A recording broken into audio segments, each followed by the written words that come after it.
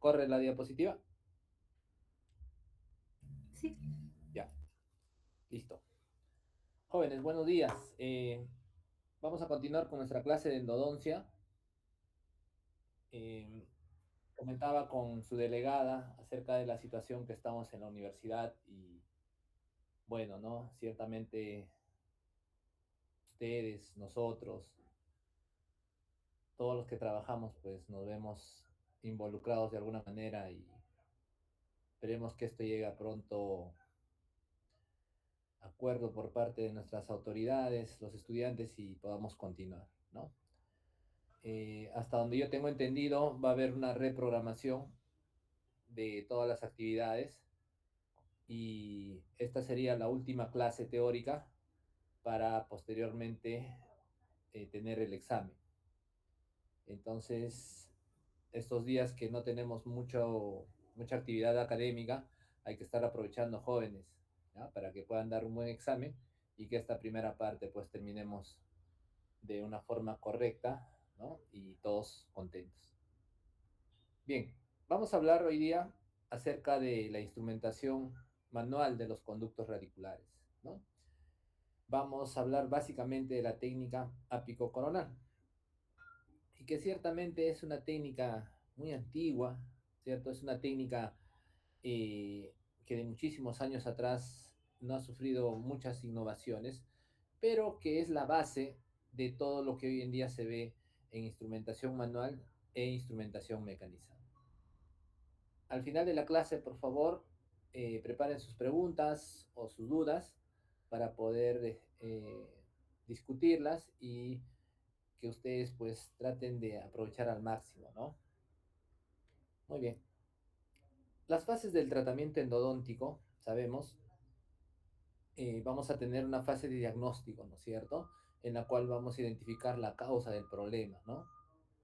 Y una vez que nosotros tengamos un diagnóstico acertado y adecuado, vamos a poder elaborar un plan de tratamiento. Nuestro plan de tratamiento va a estar en función a un buen diagnóstico, valga la redundancia, puesto que si nosotros fallamos en el diagnóstico, nuestro plan de tratamiento también será errado. Y una vez que tengamos ese plan de tratamiento, ¿no? Vamos a tener una fase preparatoria en la que nosotros vamos a limpiar y conformar el conducto radicular, que es el objeto del tratamiento endodóntico, para que al finalizar sellemos esa preparación, ¿no?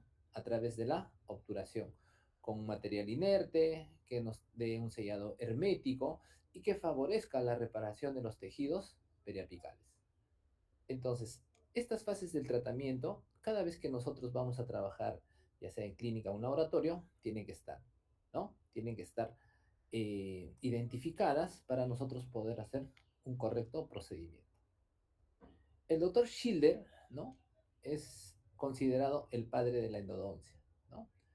Y el año 74, mire, 1974, él hizo un artículo muy interesante acerca de la importancia de la instrumentación, ¿no? Y esta importancia de la instrumentación lo tradujo en su procedimiento de limpieza y conformación del espacio endodóntico. Miren, 1974. Y si ustedes pueden observar aquí abajito, ¿no? El año 2001, este concepto se actualizó, ¿no? En una revista odontológica y que hasta el día de hoy se conserva o se conceptúa, ¿no? Como el postulado que pues va a normar todo lo que nosotros vamos a hacer cuando hagamos una endodoncia. Y es así que el doctor Sores Wolver, el año 2003, luego una publicación que hizo el año 2014, hace una clasificación muy interesante. Y él nos habla de técnicas apicocoronales, de técnicas coronoapicales y de una técnica mixta. Las técnicas apicocoronales o llamadas step back son técnicas, ¿no? Que durante muchos años están vigentes, ¿no? Una de ellas, por ejemplo, es la técnica estandarizada tradicional o la clásica. Luego, nosotros vamos a ver la técnica telescópica, escalonada o de retroceso. Les había comentado también que la técnica de Rohan es una de las mejores técnicas de preparación, ¿no? solo que Roan fabrica sus propios instrumentos y que no están estandarizados, razón por la cual pues no se les puede enseñar esta técnica, pero cuando comparan todas estas técnicas ápicos coronales, la técnica de Roan es una de las mejores. Las técnicas corona apicales o crown down, ¿no? Tenemos la técnica corona apical sin presión, la técnica de retroceso inverso o step down y la técnica de doble ensanchamiento. Cuando llevemos el próximo semestre endodoncia o rehabilitadora 2, vamos a ver las técnicas corona apicales, ¿no? Ahora solo vamos a ver las técnicas apicocoronales, específicamente una técnica telescópica. Y cuando yo mezclo una técnica apicocoronal con una técnica corona apical, o sea, hago una parte de esta y complemento con otra parte de esta técnica, a eso se denomina una técnica mixta o una técnica híbrida. ¿Estamos? Entonces, la técnica híbrida es aquella que combina ya sea una técnica apicocoronal o una técnica corono-apical. Y la técnica mixta hoy en día también es considerada una de las mejores técnicas de preparación, ¿no? Entonces, si nos damos cuenta, vamos a tener diferentes formas de preparar el conducto, pero que básicamente es desinfectar el conducto, hacer una buena obturación y favorecer la reparación de los tejidos periapicales. Entonces, para tener la idea clara, cuando hablo de una técnica ápico-coronal, significa que voy a ir desde el ápice hacia la corona, ¿sí? Ápico-coronal o step back. Y cuando hablo de una técnica corona apical o crown down, voy a ir la instrumentación desde coronal hacia apical. ¿Estamos? Las técnicas corona apicales son técnicas un tanto complicadas. No son imposibles de poder practicarlas, pero sí tienen ciertos detalles que hay que tomar en cuenta. Entonces, la técnica step back o ápico coronal, la que vamos a ver ahora, es una técnica muy sencilla. Me animaría a decir que es la técnica más sencilla de todas las que existen. Entonces, si nosotros dominamos esta técnica, vamos a ver que las demás van a ser mucho más sencillas. Entonces, nosotros tenemos una radiografía de diagnóstico, ¿no es cierto? Cuando ya hemos tomado nuestra radiografía, tenemos que ver la inclinación de la pieza dentaria. ¿Qué más observamos en la radiografía? El espesor de la dentina, de repente que tengo que perforar antes de llegar al conducto radicular. En caso de molares, ver los cuernos pulpares o en caso de piezas anteriores también, ¿no? Y alguna alteración morfológica, fisiológica y patológica, como puede ser una dilaceración, etcétera, etcétera. Entonces, en mi radiografía de diagnóstico yo voy a poder ver todos esos detalles. Una vez que tenga mi radiografía de diagnóstico, ¿no es cierto? Hice mi diagnóstico como tal, entonces comenzamos. Todos hemos, en clínica, perdón, en laboratorio, hemos comenzado a trabajar las aperturas, ¿no es cierto? Hemos agarrado nuestros dientecitos y hemos comenzado a hacer las aperturas, ¿no? Miren, este es un canino. ¿Cómo es la forma de conveniencia de un canino? Es forma ovalada, ¿no es cierto? Entonces la forma ovalada me va a permitir acceder al conducto radicular, ¿no? ¿Y qué es lo primero que hicimos? ¿Recuerdan? Hicimos la apertura y comenzamos a hacer nuestro cateterismo o exploración. El instrumental que utilizamos fue una lima tipo K de acero inoxidable de pequeño calibre, ¿no? Puede ser una lima 10, una lima 8 o una lima 6. ¿Qué hicimos? Ingresamos por tercios, ¿no es cierto? Ingresamos al tercio cervical, usamos abundante irrigación, ¿cierto? Luego ingresamos al tercio medio, abundante irrigación, para finalmente ingresar al tercio apical. Cuando hemos ingresado al tercio apical con abundante irrigación, ya prácticamente hemos hecho un control del contenido séptico. En este caso podemos observar esta pieza dentaria que tiene una lesión preapical extensa, ¿no? Y alguien en alguna oportunidad me dijo, doctor, pero eso es en caso de que el diente tenga una lesión apical extensa, ¿no es cierto? O tenga algún problema de repente con un granuloma, un quiste. Bueno, la exploración en realidad se hace tanto para piezas vitales como para piezas, en este caso, necróticas que tengan lesión. Prácticamente es igual para ambas. ¿Por qué? En una pieza vital de repente yo no tengo lesión, no tengo contaminación bacteriana, pero ¿qué es lo que encuentro con bastante frecuencia? encuentro pulpa dentaria, ¿no es cierto? Entonces yo tengo que debridar esa pulpa dentaria. ¿Es un diente vital? Sí, pero tengo abundante pulpa dentaria que tiene que ser debridada, ¿no? Con este procedimiento llamado cateterismo o exploración. Entonces, una vez que yo hice mi cateterismo o exploración, ¿cierto? ¿No? Comenzamos a hacer un procedimiento que se llama patencia apical. Pero antes de la patencia, para poder ingresar de forma correcta, yo tengo que saber la cinemática de los instrumentos. ¿Y qué es la cinemática del instrumento? Es la forma como yo voy a trabajar dentro del conducto, ¿no? Entonces, les decía también que debemos eh, trabajar, ¿no? En base a la pieza dentaria. En este caso, miren, ¿cómo hacemos? Avanza, ¿no es cierto? El instrumento gira un cuarto o máximo media vuelta y posteriormente tracciona, ¿no es cierto? El avance y la rotación van a provocar el corte de la dentina y la tracción elimina esta dentina que hemos cortado, ¿cierto? Entonces vamos a ver acá arriba también, ¿no?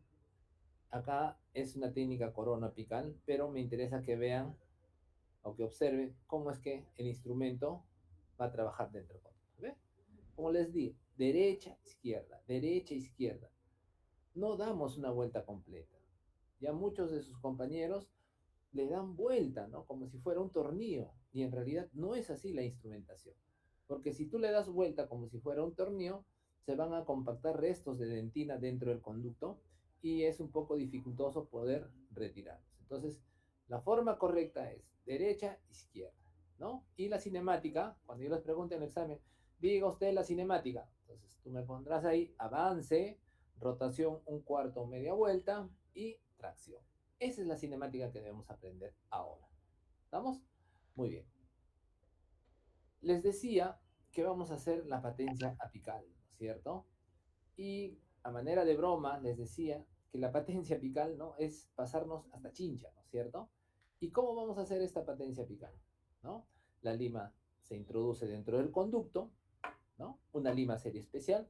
Mire, movimientos derecha-izquierda, voy ingresando, llego al tercio apical, ¿cierto? Y posteriormente hago el sobrepase de 1 o 2 milímetros, ¿sí?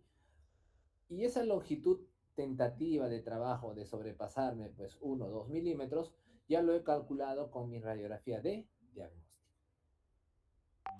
¿no? Acá podemos observar, miren, la patencia apical es un procedimiento muy importante porque me permite varias cosas.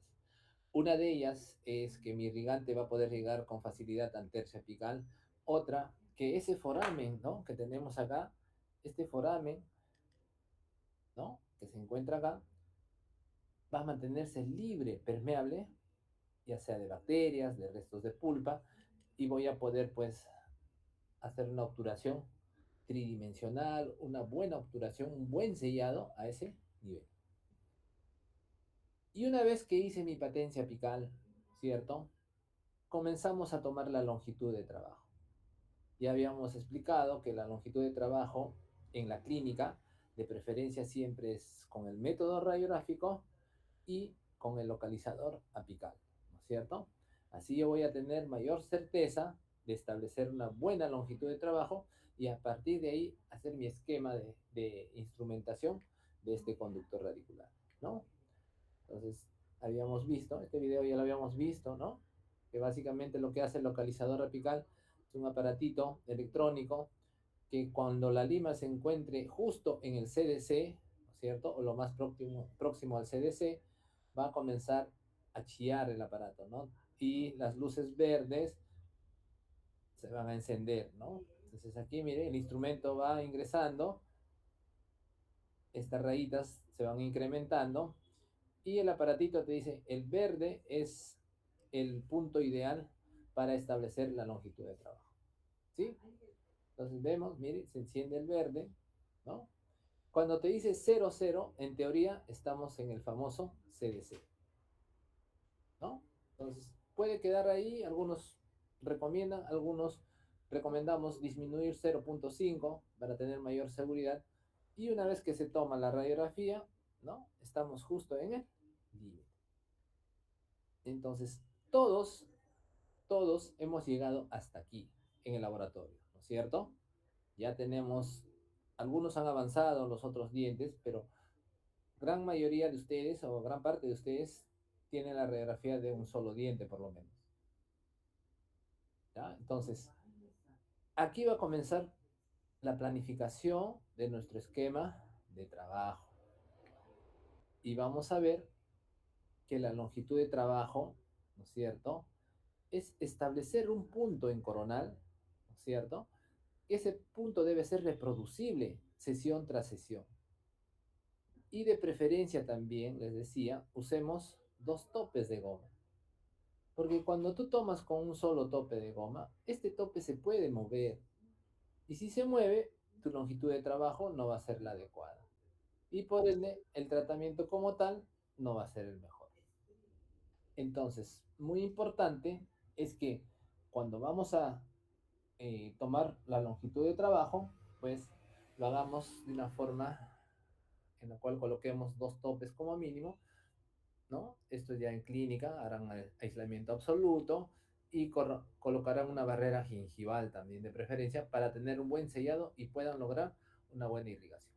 Muy bien, entonces veamos, presten atención. Esta técnica es muy sencilla. Lo primero que yo tengo que hacer es establecer una lima memoria o una lima maestra. En caso de una biopulvectomía, o sea, de piezas vitales, yo debería trabajar en esta lima memoria que sea la número 35. Y en caso de necrosis, que sea 40. Ahora, en estos últimos años se han publicado algunos artículos, ¿no? ¿Recuerdan? Vimos este artículo, por ejemplo, en la cual nos dice que ya habíamos visto los diámetros, pero se recomienda un tamaño final de preparación apical de 0.35, ¿cierto? Y hay otros artículos que han establecido otras medidas. O sea, recordemos, en apical yo tengo que preparar ya sea una lima 35, una lima 40, e incluso podemos aceptar también una lima 30, porque hay unos estudios que les voy a mostrar que te dicen que puedes trabajar hasta una lima 30. Entonces, lo primero que tengo que establecer es mi lima memoria. ¿Y cómo vamos a establecer esto? Ahora lo vamos a ver. Entonces, este es un resumen de todo lo que hemos estado viendo, ¿no? De piezas incisivos inferiores, superiores, acá están los autores, ¿no? Y nos dicen el tamaño de lima sugerido. ¿Ve? Por ejemplo, incisivos inferiores recomienda que puede ser 25 también, o 30, el año 2019, ¿no? Campelo. Incisivos superiores, 30, 35, y así sucesivamente. Pero si nosotros sacamos un promedio, ¿no? Básicamente está entre una lima 35 y una lima número 40. Muy bien, entonces, presten atención. Tomé mi conductometría, ¿no es cierto? Que puede ser con una lima 15, una lima 20, dijimos, ¿no? Lo verifico radiográficamente, qué es lo que ustedes han hecho, que esté a 0.5 como máximo o a 1 milímetro, ya si no se puede, porque algunos cuando colocaron en su maqueta, le colocaron para sellar el lápiz en una gota de tris y el tris se metió hasta por acá. Perdieron longitud, ¿no? O cuando colocaron el acrílico, etcétera. Pero bueno, lo ideal es que esté a 0.5 desde el punto de vista radiográfico. Posteriormente, voy a hacer la instrumentación, ¿no? Apical básica. Y esta instrumentación comenzará con la primera lima, con la lima número, con la cual tomé la conductometría, ¿no? Comienzo a hacer la instrumentación. Una vez que la lima quede suelta dentro del conducto a la misma longitud de trabajo, paso a la siguiente lima, que sería la número 20. Entonces, la 20, comienzo a hacer la instrumentación en la misma longitud de trabajo. Posteriormente paso a la lima 25, obviamente paso a la 25 cuando la lima 20 ha quedado ya suelta dentro del conducto, ¿cierto? Voy avanzando, luego pasaré a la lima número 30, ¿no es cierto? A la misma longitud de trabajo y posteriormente a la lima número 35. Ahora, aquí, por ejemplo, tiene una leve curvatura el dientecito. Trabajar con una lima 35 es un poco difícil, ¿no? Entonces podría quedarme en una lima número 30 o la literatura también recomienda en una lima número 25. Pero aquí, si yo me quedaría en esta lima como lima memoria porque tiene curvatura, tendría que de alguna manera eh, utilizar una técnica de irrigación eficaz que me permita que el instrumento pueda llegar. Pero lo ideal, habíamos dicho, siempre es trabajar hasta una lima número 35 o una lima número 40, ¿no? Entonces, esta lima 35 será la última lima de preparación apical. ¿Quién estableció eso? Nosotros, ¿cierto? En base a mi diagnóstico, en base a si era una pieza vital o no, y en base al grupo dentario que estoy trabajando, ¿no? En este caso, nosotros trabajamos piezas anteriores y vamos a trabajar una premolar de 2 conductos.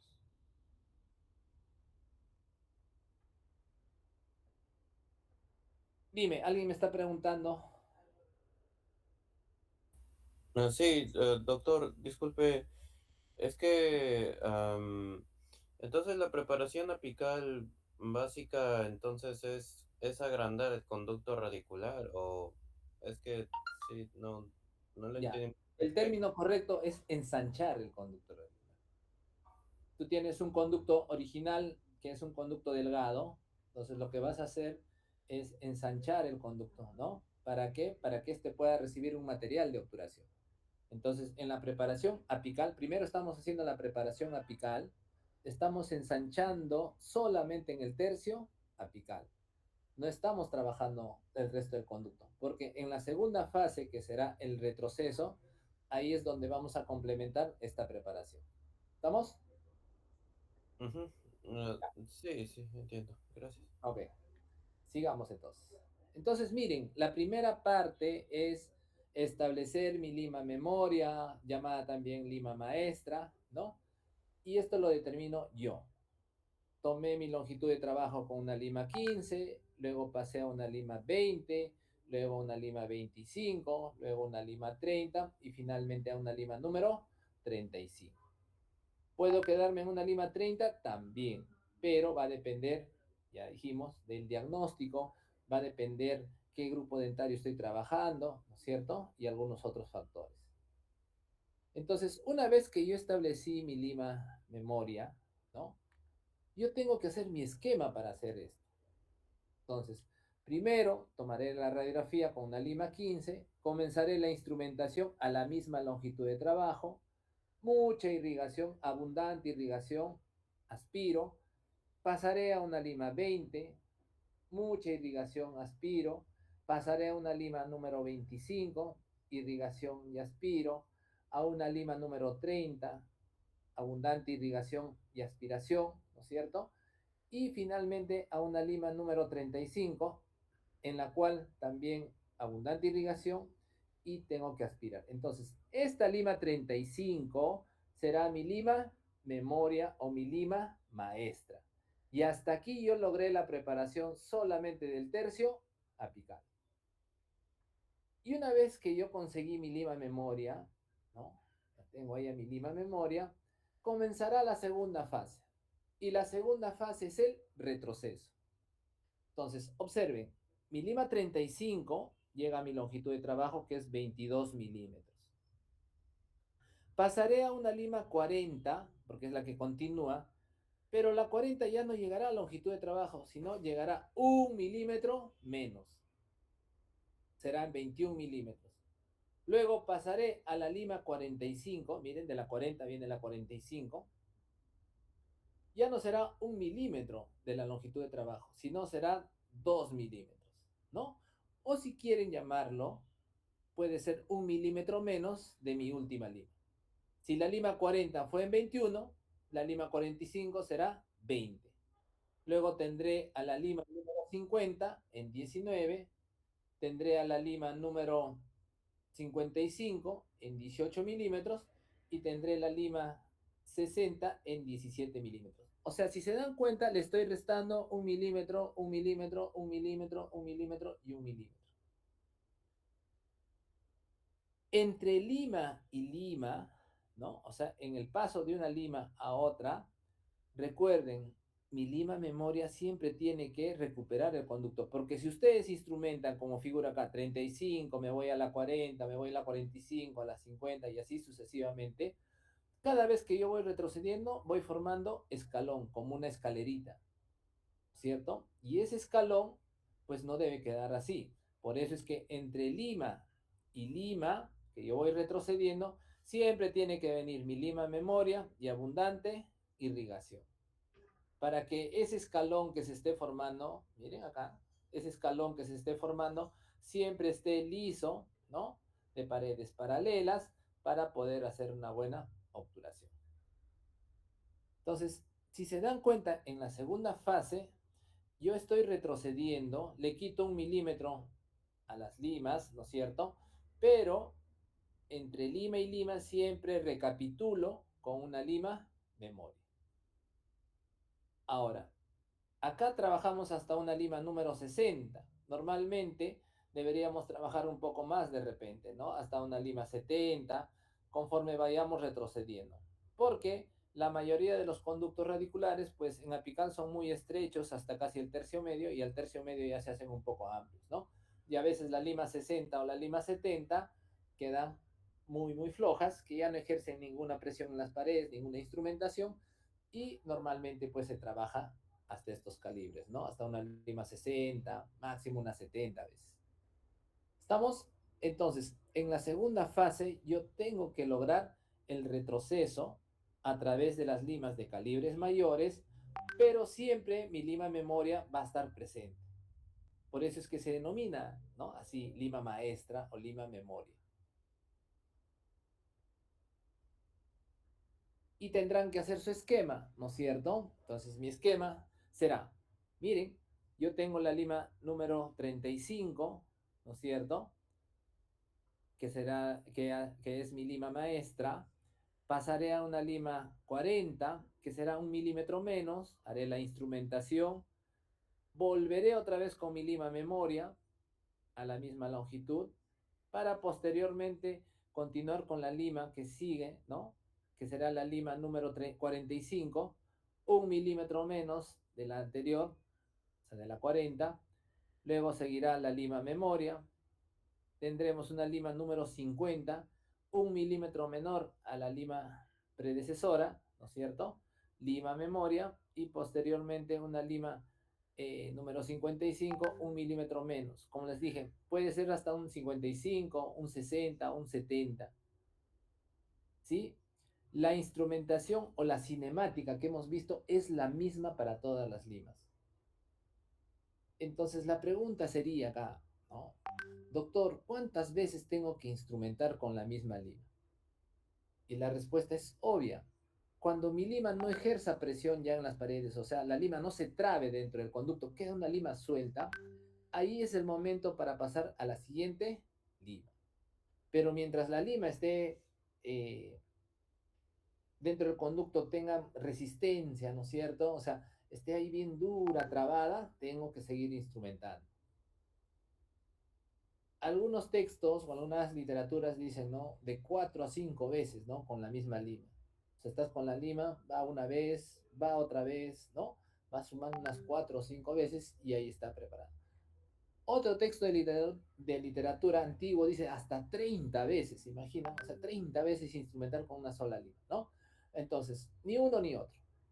Tú introduces tu lima, la lima se siente prisionada dentro de las paredes, dentro del conducto, y tú vas a pasar a la siguiente lima cuando esta queda suelta, holgada. ¿Estamos? Muy bien. Veamos. Una vez que hemos terminado la preparación, ya tomaremos otra radiografía llamada conometría con un cono igual a la lima memoria.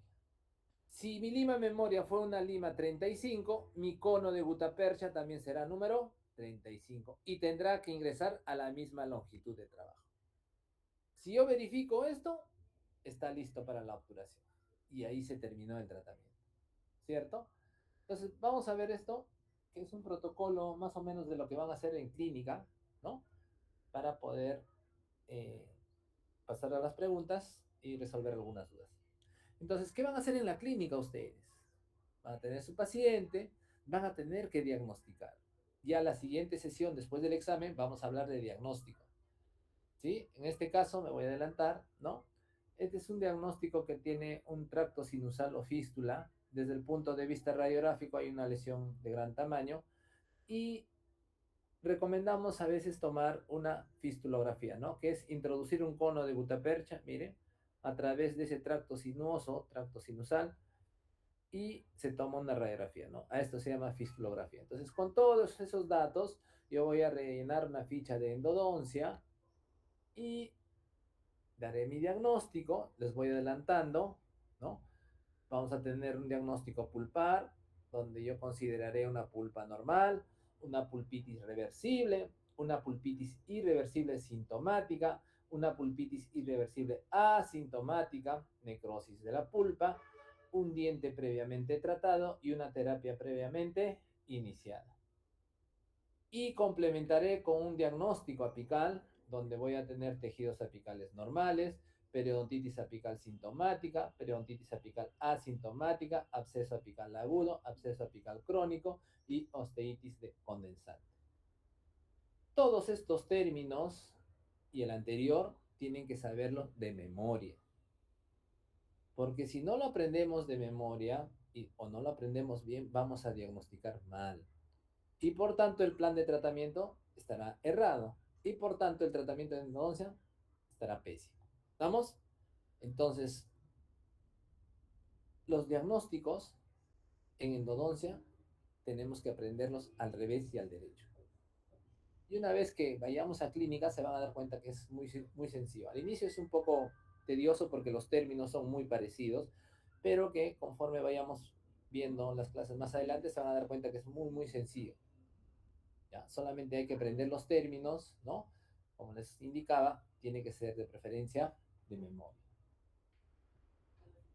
Entonces, lo que vamos a hacer, ¿no? O lo que ustedes van a hacer en la clínica es básicamente colocar su anestesia del diente que van a trabajar, ¿no es cierto? Con una técnica troncular, una técnica infiltrativa. Una vez que han colocado anestesia, haremos la apertura cameral, ¿cierto? Hacemos la apertura y posteriormente el aislamiento. Algunos recomiendan, algunos autores, ¿no? Recomiendan primero el aislamiento y después la apertura. Nosotros, por conveniencia, lo vamos a hacer al revés. ¿Por qué? Porque podemos cometer algún error, ¿no es cierto? Recuerden, cuando hacemos aislamiento, se pierde el eje del diente y al perder el eje, pues me puedo desviar. Les mostré algunos casos de sus compañeros, creo, ¿no? Entonces, de preferencia, primero hacemos la apertura y después el aislamiento. ¿Qué haremos posteriormente? Haremos nuestro cateterismo, ¿no? La exploración, ¿no? Por tercios. Puede ser con una lima, miren, 8, una lima 10 o una lima 6. Posterior a ello, haremos nuestra patencia apical, ¿no? Miren, acá con nuestra lima 10 nos vamos hasta Chincha, ¿no es cierto?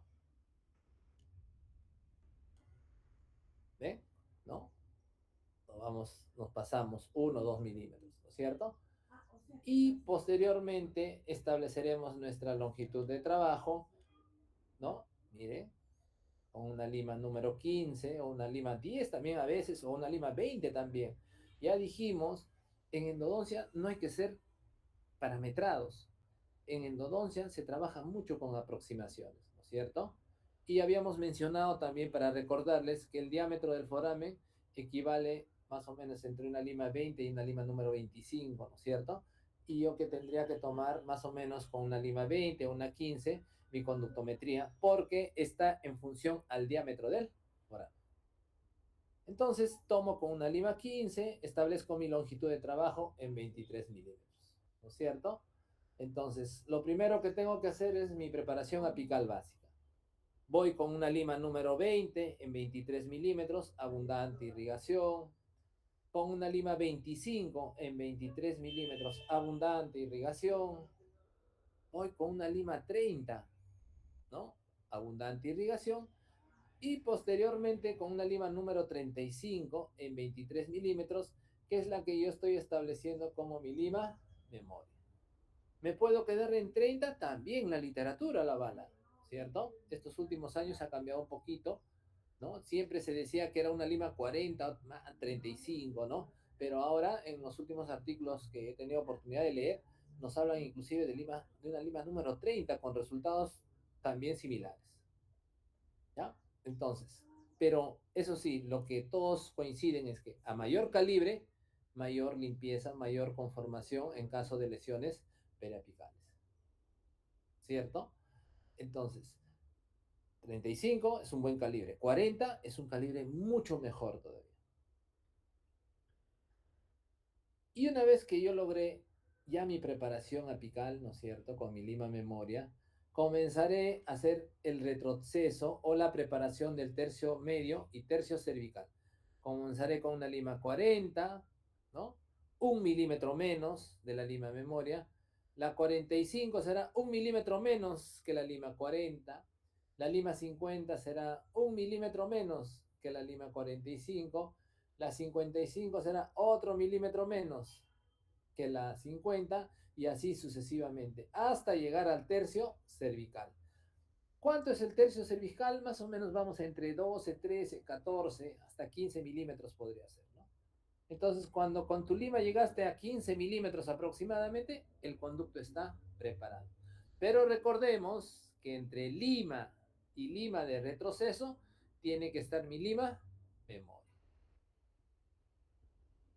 Entonces, mi lima memoria tiene que estar presente acá, porque conforme yo voy retrocediendo, voy formando escalones, ¿no? Y mi lima tiene que hacer paredes lisas, favorecer la instrumentación con paredes lisas, paralelas, si se quiere, ¿no? De este tercio apical, para que yo logre una buena obturación. O sea, al final, la preparación tiene que ser de forma cónica, ¿no es cierto? Va a ser de forma cónica, delgado en apical, pero tercio medio y tercio cervical amplia, para poder compactar la gutapercha al momento de la obturación.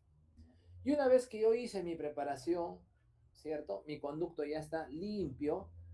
Normalmente en clínica se manejan en 2 o 3 sesiones, entonces tendría que dejar una medicación intraconducto. Y la medicación intraconducto también la vamos a ver, ¿no? Hoy en día tenemos preparados, este es de hidróxido de calcio, lo único que hacemos es rellenar dentro del conducto y colocar nuestro cemento provisional. Básicamente la primera sesión terminaría ahí, ¿no? Mire, una molaria de 4 conductos, ¿no? Le dejamos hidróxido de calcio, todo el hidróxido de calcio se difunde muchas veces, ¿ven? Se pasa para acá, para acá, para acá, y que al cabo de 15 días comienza un proceso de reabsorción. Y en la siguiente sesión tendría que retirar esto, que es fácil, con irrigación, nomás prácticamente se retira para poder hacer la obturación. Ahora, una vez que yo he terminado hasta la irrigación, la instrumentación, ¿no es cierto? Yo tengo que asegurarme de que el conducto esté completamente limpio, para lo cual voy a inundar el conducto con hipoclorito. Si el hipoclorito está transparente, es el momento ideal para la obturación. Pero ¿qué pasa si el hipoclorito presenta este burbujeo? A unos le denominan el efecto champán. Cuando hay burbujeo, cuando yo tengo burbujeo, significa que el conducto no está limpio, ¿cierto? Y al no estar limpio el conducto radicular, pues tengo que volver a irrigar para poder conseguir esto, para poder conseguir esto. ¿Estamos? Muy bien. Y mi restauración provisional, ¿no?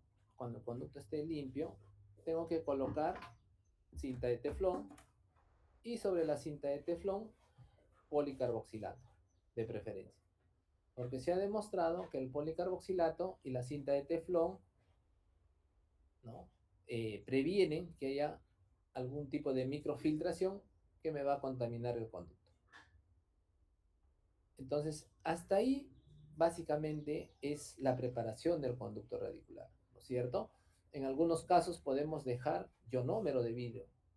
El ionómero de vidrio tiene mucho mejor sellado que el policarboxilato y me va a asegurar pues que el conducto y todo lo que yo hice hasta ese momento se mantenga, ¿no? Entonces, miren acá, cinta de teflón, hay cinta de teflón de diferentes colores, esto ya pueden usarlo para clínica, ¿no? Se introduce dentro de la cavidad y a partir de ahí le colocamos, por ejemplo, yono, para que en una posterior cita de repente ya le hagan la restauración definitiva, ¿no? Entonces, veamos, acá tenemos un incisivo lateral, acá tenemos la conductometría, se hizo la preparación y posteriormente hicimos la obturación. Aquí tenemos,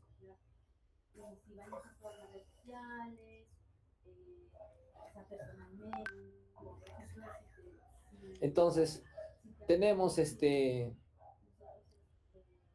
la preparación, ¿no es cierto? Miren, acá hay un puente dentinario. Una vez hecha la preparación, la conometría y posteriormente la obturación. En retratamientos también el procedimiento es el mismo, ¿no? Hacemos la desobturación, establecemos nuestra nueva longitud de trabajo y una vez que se ha establecido la nueva longitud de trabajo, retiramos el material, volvemos a hacer la preparación, será preparación apical, tercio cervical, tercio medio y posteriormente haremos la obturación. Este es un caso de sus compañeros, ¿no? ¿Qué pasó acá? Me dijo, doctor, esto está sencillo, miren, está la cámara y encontramos el conducto. Y pasó como una hora, creo, que no lo veía que avanzaba. Le mandé a tomar una radiografía y ¿qué había pasado? Míreme, con la fresa se desvió hacia un lado. No encontró el conducto porque el conducto está obliterado, es un conducto atrésico, no hay cámara pulpar acá. Pareciera que le hubiesen empezado la endodoncia y que al no encontrarle el conducto lo dejaron así, ¿cierto? Entonces, mucho cuidado, joven. ¿Ya? En el laboratorio también nos está pasando, pero ya en clínica hay que evitar eso. Entonces, algo que ayuda a esto es usar magnificación. Un tanto de magnificación nos ayuda a identificar el conducto, tomar nuestra conductometría, ¿cierto? Y una vez que hemos hecho la preparación, tenemos la obturación, ¿sí? Y ya posteriormente son tomas radiográficas de diferentes ángulos para ver que no hay algún tipo de perforación. Y bueno, después de haber terminado la endodoncia, buscaremos algún material que, que selle esta, bueno, todavía no ha hecho una perforación, ¿no es cierto? Pero para que pueda hacer un post de repente y restablecerlo con una corona. Entonces tengan mucho cuidado. Un incisivo lateral, miren este incisivo amplio, se trabajó hasta un calibre 45, perdón, 35, hicimos la obturación. ¿Y qué van a ver ustedes? Cuando hacen una buena obturación, a veces el cemento fluye. Y este cemento lo que va a hacer, ya habíamos explicado también, estimular que a nivel apical haya una reparación y que esa reparación se traduzca en éxito de la endodoncia, ¿no es cierto? Esta niña ya se puso brackets, ¿ve? Y la endodoncia estaba funcionando bien, ¿no? Ya ustedes, algunos, también han trabajado unos caminos inmensos, ¿no? De 33 milímetros, los he visto ahí. Dijimos que en estos casos hay que trabajar con instrumental de 31 milímetros y que la longitud de trabajo no hay que establecerla acá en el borde cuspidio, ¿no es cierto? Sino hay que establecerla por palatino para ganar longitud, ¿no? Entonces, este es un canino de 33 milímetros que alguna vez trabajamos, ¿no? Entonces, miren, lograr la obturación, la preparación es un poco complicada, pero no es imposible. Entonces, el instrumento, miren, va a impulsar menos restos pulpares con esta técnica, lo que vamos a cortar, evitando algún tipo de reagudización. La técnica me crea un acceso directo que facilita el uso de instrumentos en la porción apical, aumentando la sensibilidad y control del mismo. Pero miren, la técnica me favorece una preparación cónica o tipo embudo, si se quiere llamar, para que cuando yo haga una mínima presión aquí, todo se compacte en apical y mi endodoncia funcione como tal, ¿no? Permite una mejor penetración de las soluciones irrigantes. Mi irrigante va a poder llegar hasta el tercio apical, ¿no es cierto? Va a reducir las posibilidades de accidentes como separación de instrumentos y favorece las maniobras de obturación. Sobre todo esto, reduce las posibilidades de accidentes. Cuando yo les sugerí ciertas limas, no es porque, como les vuelvo a repetir, ¿no? ¿Cuál es el problema de ustedes? Ustedes preguntan a sus compañeros que están en cuarto año. Sus compañeros de cuarto año preguntaron a los que están en quinto año. Y todos, desde los de quinto año, hicieron mal en comprar sus limas. Dos o tres de sus compañeros, limas nuevas, de esa marca, bueno, no sé la marca, introdujeron el conducto, dieron un cuarto de vuelta y la lima se separó. Pregunten a sus compañeros. Entonces, es muy importante que tengan buenas limas. Y los aclaro una vez más, yo no les exijo, o sea, no les puedo exigir, pero sí les puedo recomendar. Y si yo les estoy recomendando es por algo, jóvenes. Entonces, háganme caso. La señorita que vende los materiales dentales ahí, ya les dije, ella no vende lo mejor que hay. Trae, sí, pero ella te va a vender lo más barato para ti. Y lo más barato para ti es lo que a ella le sobra, lo que nadie compra, y obviamente, pues no, los tiene que vender así. Entonces, cómprense buenas limas, porque de ello va a depender. En laboratorio nos puede pasar, ya. Laboratorio es laboratorio, pues, ¿no? Pero cuando vayas a clínica que te pase eso, olvídate, ¿no? La vas a pasar muy mal.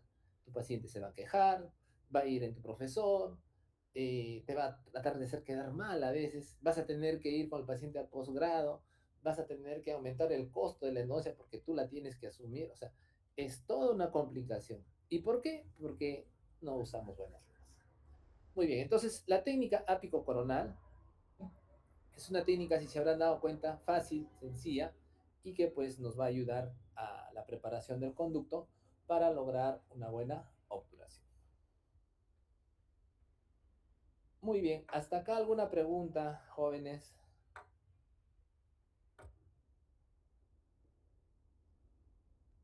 Creo que no está complicado, ¿no es cierto? No hay nada del otro mundo que ustedes no puedan hacer, porque ya miren, están a mitad de camino ya.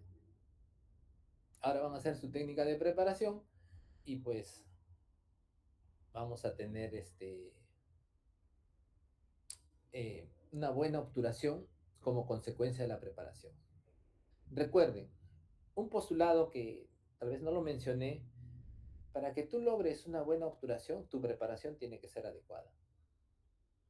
Y muchas veces ustedes en clínica, cuando hacen su preparación, doctor, ¿puede revisarme mi preparación? ¿No?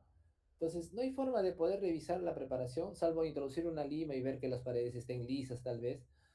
Lo que nosotros vamos a ver al final, cuando ustedes obturen, qué tan bien han preparado. Si tú preparaste muy bien con la técnica, ya sea pico coronal o corona apical, te vas a dar cuenta que en la obturación va a ser una obturación eh, uniforme, la gutapercha va a estar compactada, radiográficamente va a tener un buen aspecto, ¿no es cierto? Entonces ahí nos vamos a dar cuenta que tu preparación ha sido la adecuada. Pero si hay espacios vacíos, la gutapercha no se compactó bien, puede ser que en tu irrigación, al momento de la preparación, en el retroceso, fallaste en algo, ¿no? Y habríamos que evaluar para ver la posibilidad de volver a hacer esa endodoncia. Muy bien, chicos. Igual si tienen alguna pregunta ahí me van escribiendo, ¿no? Bueno, esperemos de que esto se solucione pronto para poder volver a nuestro laboratorio y que sigamos aprendiendo un poco más de endodoncia, ¿no es cierto? Estamos un poco atrasados. Eh, Algo que quería comentarles era para tomar radiografías abajo en el centro radiológico, ¿no? Con la delegada estuvimos conversando, el doctor Luciano Soldevía ya nos dio permiso, pero tenemos que hacer una lista para ir de forma ordenada, ¿sí? Entonces, la forma correcta es que ustedes se organicen para ver quién va lunes, martes, miércoles, de preferencia los días que no esté el doctor Pedro Bayona, ¿no? Entonces, delegada, averígate qué días está el doctor Pedro Bayona y la doctora Mónica también. La doctora Mónica también a veces se pone un poco difícil, ¿no? Entonces, tratemos de ver eso. Aunque ya no vamos a tomar muchas radiografías, si habrán dado cuenta, ahora todo va a ser preparación, preparación. Creo que hay dos, tres prácticas para preparación. Y lo otro era, Si se habrán dado cuenta, tenemos un inconveniente con los horarios. 2 horas de endodoncia o 2 horas de prótesis es muy difícil poder avanzar. Siempre nos queda corto el tiempo, ¿no? Entonces, yo sugeriría, cuestión de que ustedes se pongan de acuerdo, es que llevemos los grupos todo un turno, o sea, toda una mañana endodoncia y toda la tarde prótesis. Y lo llevaríamos cada 15 días, ¿no es cierto? Vale decir, lo dividimos en 4 grupos. Entonces, el día martes, por ejemplo, vamos a imaginar este martes, el día martes llevaría el grupo uno y el grupo 2, ¿no es cierto? Grupo uno en la mañana prótesis, por ejemplo, y el grupo 2 endodoncia. Y en la tarde se invierte, ¿no? El otro grupo endodoncia y el otro grupo prótesis. O sea, llevar 4 horas de endodoncia y 4 horas de prótesis. Y de ella tendrían que llevar dentro de 15 días otra vez 4 horas. Porque si no, no nos va a alcanzar. O sea, así como estamos, como la escuela nos ha dicho que tenemos que llevarlo 2 horas, 2 horas cada semana, si se han dado cuenta, media hora tardamos en alistar las cosas. O sea, en sacar la mesa. Pero voy a prender mi cámara un ratito.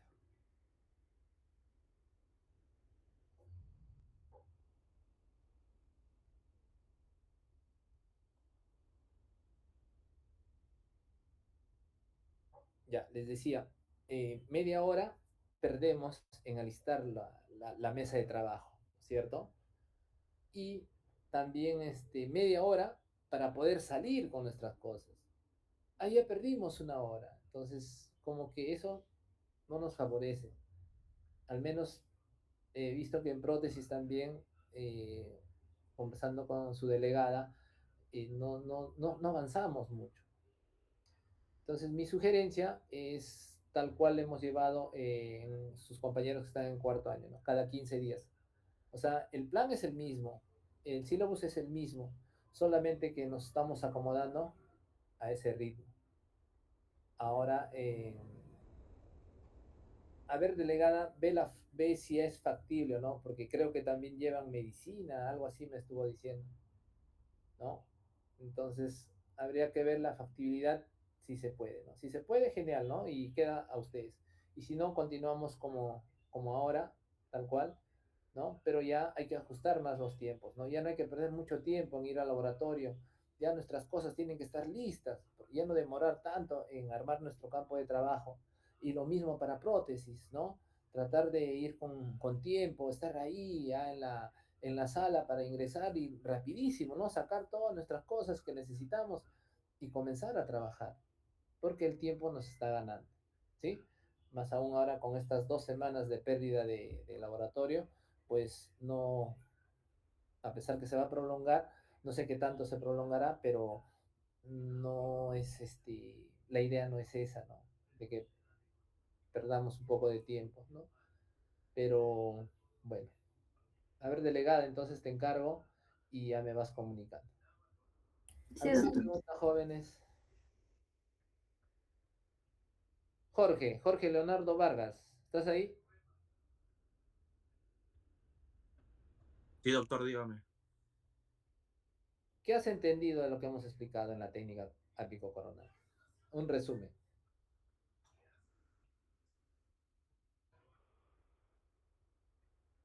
Jorge, Sí, sí, mm, a ver, hay que hacer una preparación apical básica, ¿no es cierto? ¿Estamos? sí, Ya. En esa preparación apical básica, lo que vas a hacer es establecer tu lima, memoria. memoria. Una vez que estableciste tu lima, memoria, viene la segunda fase. ¿Cómo se llama esa fase? Estás retrocediendo, ¿no es cierto? De retroceso. Por eso la técnica se llama de retroceso o step back. Cuando lo veamos en laboratorio va a ser más sencillo, ¿ya? Pero recuerde, la técnica ápico-coronal tiene 2 fases.